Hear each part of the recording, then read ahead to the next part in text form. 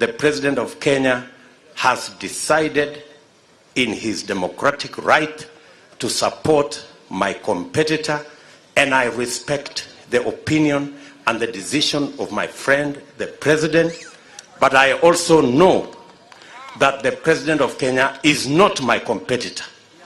My competitor is Mr. Kitendawili. And therefore, I ask Mr. Kitendawili not to hide behind President Uhuru Kenyatta. He must step forward and compete with me.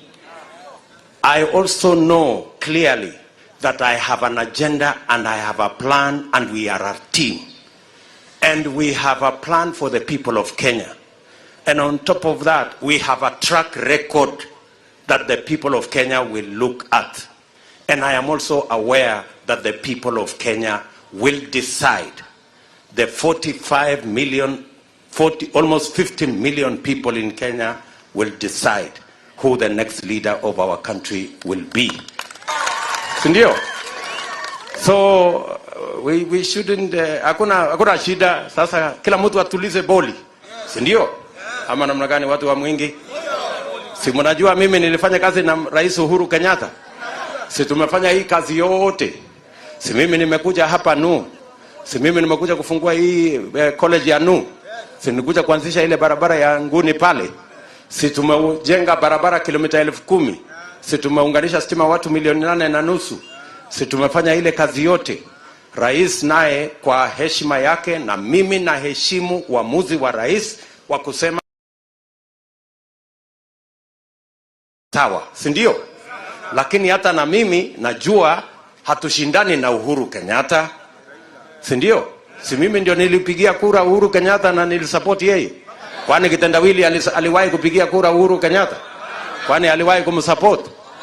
Lakini mimi naheshimu uamuzi wa rais wa kusema yule jamaa ambaye hajampigia kura, yule hajawahi kumfanyia campaign, yeye anataka kwenda kumuunga mkono. Hiyo ni sawa.